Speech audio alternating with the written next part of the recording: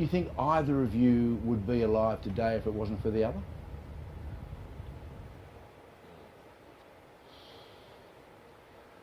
There was plenty of opportunities where it could have gone really, really bad.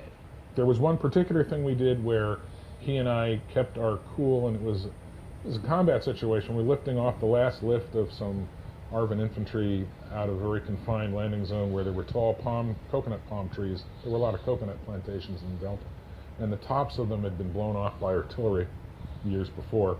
But we had to get these last guys out because you couldn't, you can't leave 2 or 3 people in a landing zone because you're overweight.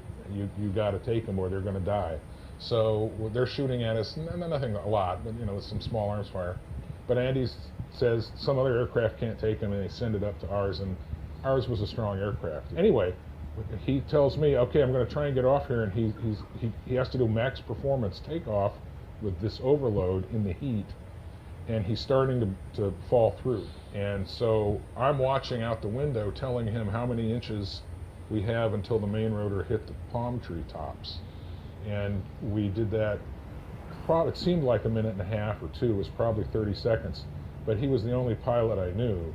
1, who would have attempted it, so there's that, but 2, having attempted it, because we worked as a team, and I said, whoa, 10 inches, 6 inches, and he just tipped the cyclic just enough to get her moving, and we got out. We both could have died there, and we worked together as a team well. So that, I think, would be my specific answer. You'd actually never met an Australian, is that right? Yeah, that's correct. I'd never met an Australian until I got to the 135th, and frankly, the first one I met that I had anything to do with was Andy. And what Andy's probably not told you is he was an interesting guy. And when he lost his crew chief, rotated home or whatever, and they were looking for somebody to replace, because we flew together as matched pairs.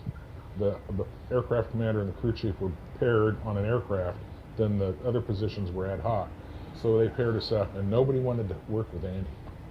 Is it true that you used to sort of take, I think you described 3 fingers of Chivas Regal in the morning? Chivas Regal. Oh look, there's always big nights, and then there's always the 4 o'clock start, and sometimes you just got to have a heart starter. And you used to have a bit of Chivas Regal in the morning? Well, that was available. You just have what's available, don't you? In a Vegemite jar?